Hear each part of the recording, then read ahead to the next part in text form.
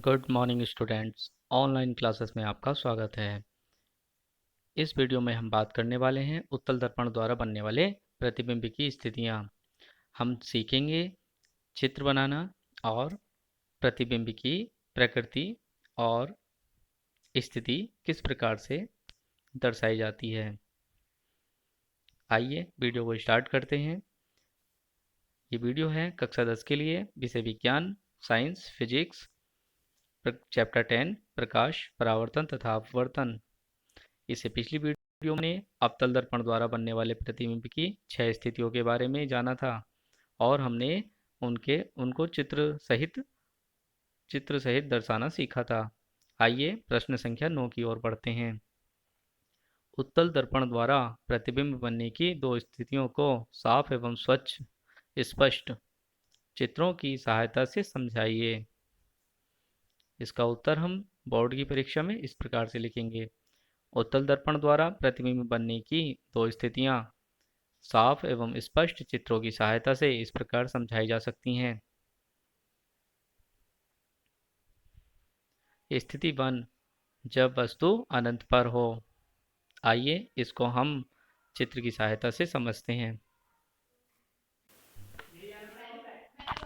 तो आइए स्टूडेंट्स समझते हैं पहली स्थिति को, जो इस प्रकार से है। इसे बनाने के लिए हमें चाहिए एक चांदा, पेंसिल और स्केल। चूंकि स्केल नहीं है तो हम इसका स्क्वायर, सेट स्क्वायर का प्रयोग कर सकते हैं।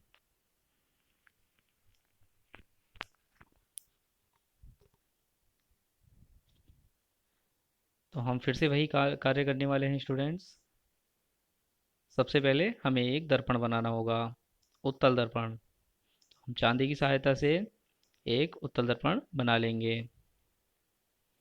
यदि आपके पास चांदा ना हो तो आप कड़े का, चूड़ी का या किसी गोल वस्तु का उपयोग कर सकते हैं, या फिर आप हाथ से भी अच्छा दर्पण बना सकते हैं।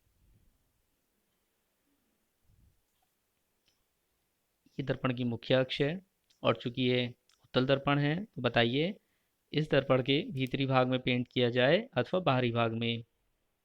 जी हाँ, इसके भीतरी भाग में पेंट किया जाएगा, तभी ये हमारा उत्तल दर्पण कहलाएगा। चित्र में हम नीचे लिख भी सकते हैं उत्तल दर्पण।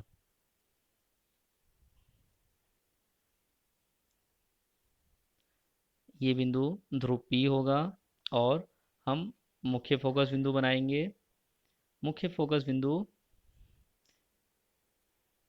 ये मुख्य फोकस बिंदु, और इतनी ही दूरी पर हमारा वक्रता केंद्र C होगा।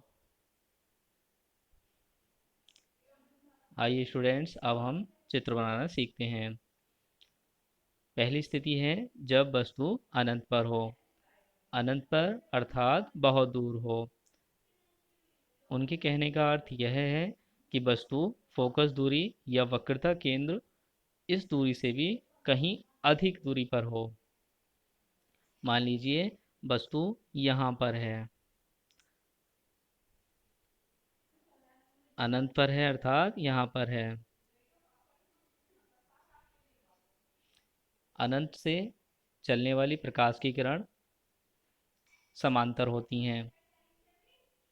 समांतर प्रकाश किरण दर्पण से टकरा करके परावर्तन के पश्चात मुख्य फोकस बिंदु से होकर के जाती हैं अथवा जाती हुई प्रतीत होती हैं। अवतल दर्पण के केस में मुख्य फोकस बिंदु से जाती हैं, परंतु उत्तल दर्पण के केस में मुख्य फोकस बिंदु से जाती हुई प्रतीत होती हैं। तो चूंकि ये प्रकाश किरण दर्पण के अंदर नहीं जाएगी तो दर्पण के अंदर डॉटेड लाइंस बनाएंगे हम, और दर्पण के बाहर डार्क लाइन।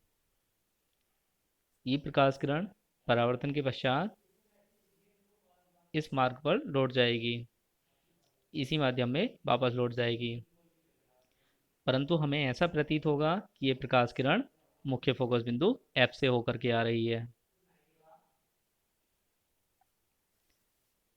इसी प्रकार से एक और प्रकाश किरण मुख्य अक्ष के समांतर आएगी। ये प्रकाश किरण परावर्तन के पश्चात इसी माध्यम में वापस लौट जाएगी, परंतु हमें ऐसा लगेगा कि ये मुख्य फोकस बिंदु से होकर के आ रही है।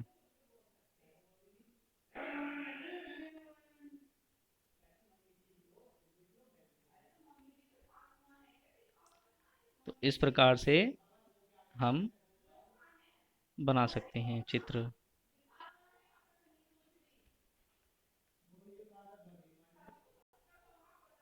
तो इस प्रकार से किरण की दिशा को भी हम दर्शाएंगे।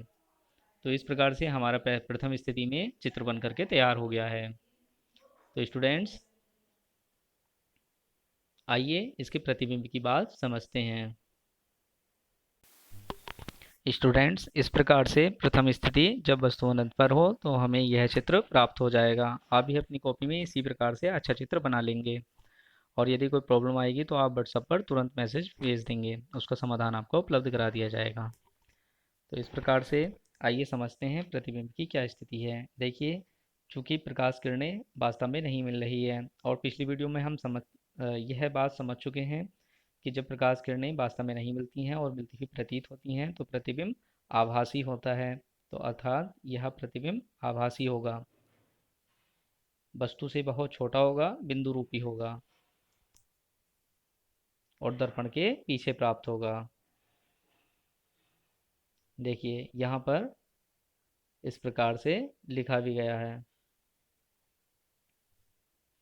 कि इस दशा में वस्तु का प्रतिबिंब दर्पण के फोकस बिंदु F पर सीधा आभासी तथा वस्तु से छोटा प्रतिबिंब प्राप्त होता है।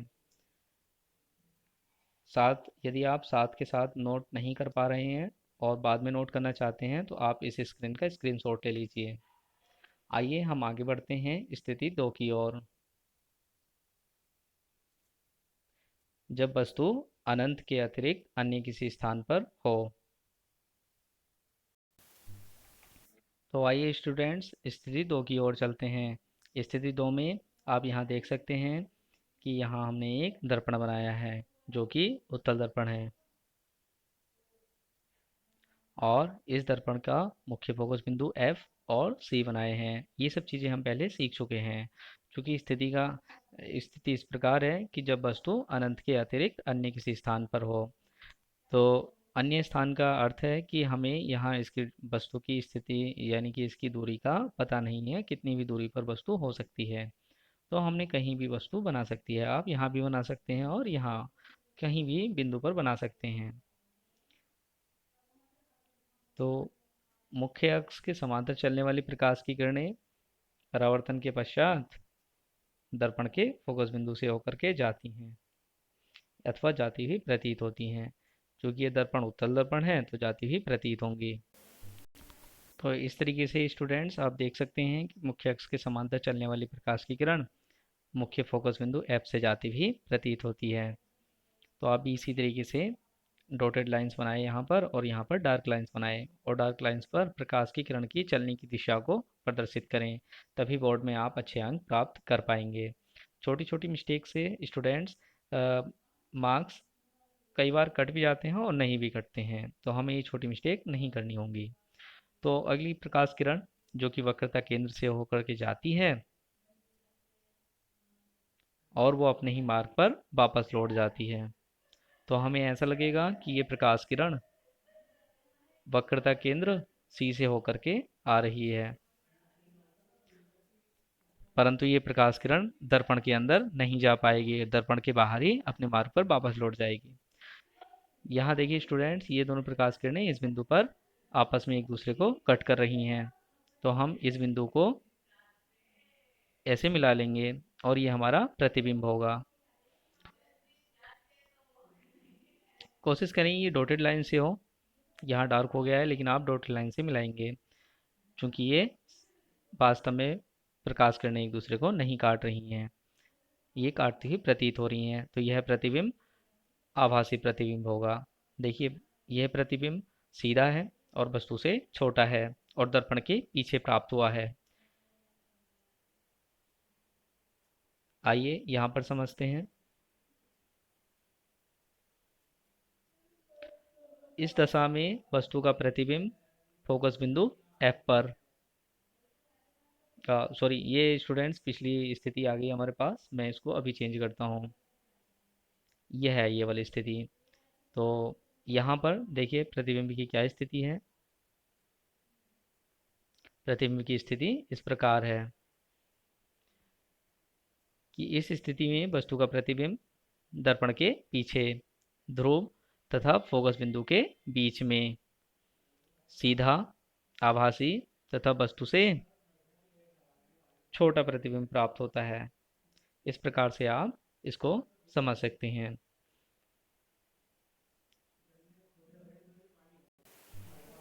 स्टूडेंट्स, यदि आप इस स्थिति का स्क्रीनशॉट लेना चाहें तो आप इसका स्क्रीनशॉट ले सकते हैं। आइए हम आगे बढ़ते हैं। तो स्टूडेंट्स आइए समरी की ओर बढ़ते हैं। तो यहाँ पर दो चित्र दिए गए हैं और समरी बताई गई है।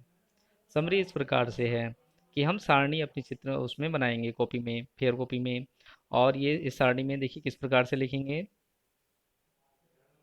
कि जब वस्तु अनंत पर हो। बिंब, मैं पिछली वीडियो में आपको बता चुका हूँ कि बिंब, बिंब का अर्थ होता है वस्तु से, वस्तु को ही बिंब कहते हैं। और दर्पण से परावर्तन के पश्चात जो हमें प्राप्त होता है वो होता है प्रतिबिंब।